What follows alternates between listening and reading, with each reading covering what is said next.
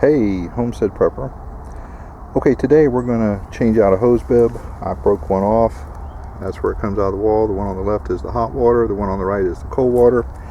I had this in here, and this was on there so tightly when I held this with a wrench and then tried to twist that off, it ended up cracking this piece right here. You can see that crack right there, and it just popped it right off. And this is kind of a crappy fitting right here. These are a lot more substantial. I think these were $3.50 each. I forgot how much that is. I'll annotate that. But what I've done is water was just pouring out of here, so what I did was use my shop vac and I put that up there for a couple minutes, got all the water out. There was some residual glue like this, so I just scraped that off, cleaned that off the best I could. Let's get that off of there.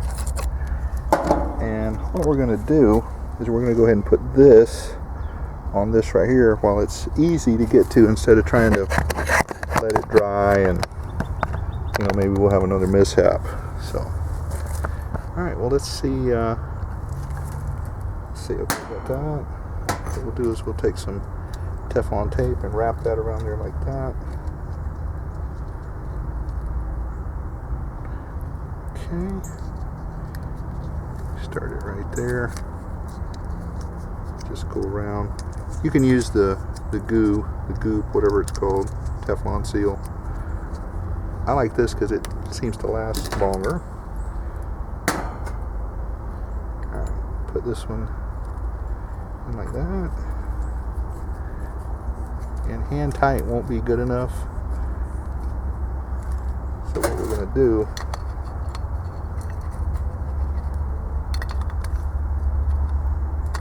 we'll put this on that little spot right there, and then we'll just give it a couple turns. That way it's nice and snug. You don't want to bear it on there and break it off. Well, that's pretty snug right there. Okay, now I've done a video before how you put CPVC glue on. Some people like to slather it on there, and what will happen is you'll make a glue web. This will be covered with glue and you won't get any water out of it. So let's see if we can do this. And this is gold, medium yellow, whatever you want to call it, CPVC glue. Okay.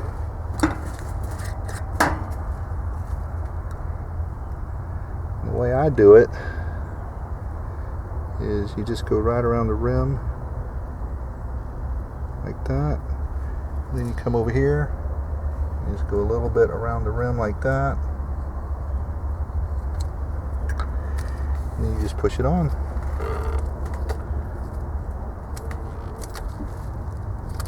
Just kind of twist it a little bit.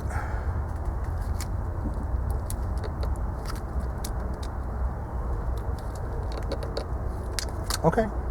We're going to let that set for 30 minutes or an hour, and then we'll turn the water on and we'll see how it does. Okay, while we're at it, we're going to go ahead and replace this hose bib too. So it's old, we're just going to go ahead and change it. And the way I would do it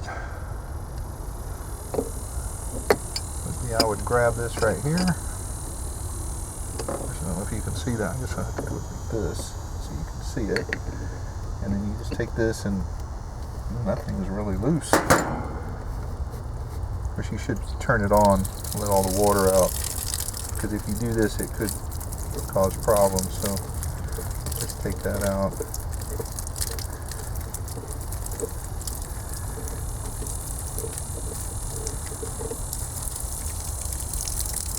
And there is a little rubber gasket in there. Now this doesn't have to be dry for me to replace it. So let's just see. This has got this gasket in here, so you can just take this one. I already put the tape on it, and we'll go ahead and open the valve. Let's pull that paper off of there. It just says it's approved for drinking. It's potable, however it's pronounced. Let me put this thing on here.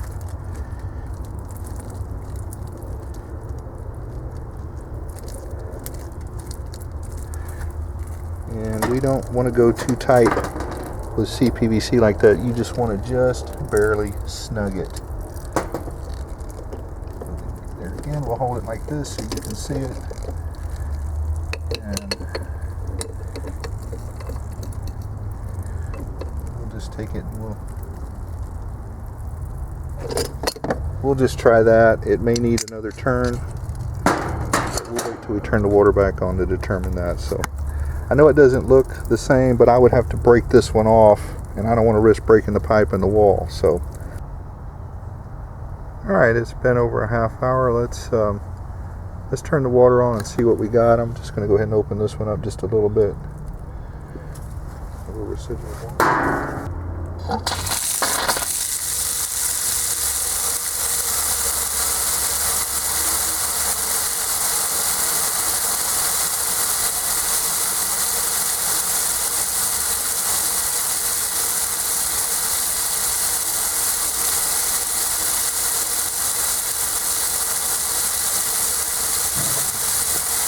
Okay, let's bleed out the hot water.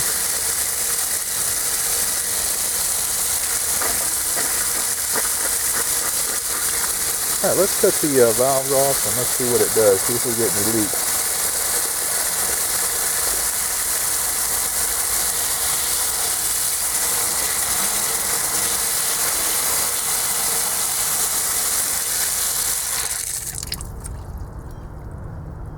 A little bit of a leak right there, so we're just going to try and tighten that up a little bit more.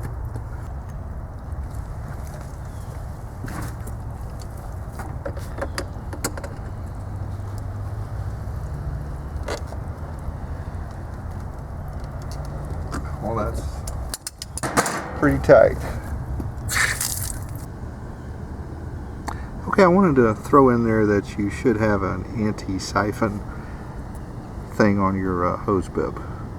That way, if you can't have any water siphoned back in your house. I took mine off of the other end over there, and that's because I had to run a hose over to my neighbor's when my well went out a couple years ago. So make sure you put that back on. I neglected to mention that you got to turn your water off. This is my well, and this is the shut off. Right here, you just take that and just turns off like that. You may have a handhold and you may need a special tool to turn the water off, but I would strongly advise not trying to pull a hose bib off without turning the water off, or you'll have, let's just say, a little excitement. Okay, we're all done. We got no leaks. Everything seems to be working pretty good. I have a extra one of these, like I said, in case that ever breaks. I'll replace it at that time. I'm not, like I said, I'm not going to go through being up late tonight because something, breaks off in the wall. But I've got these. There's nothing wrong with these hose bibs. I'll probably just hang them. I could probably use them for something else. Who knows? Okay, Homestead Prepper out.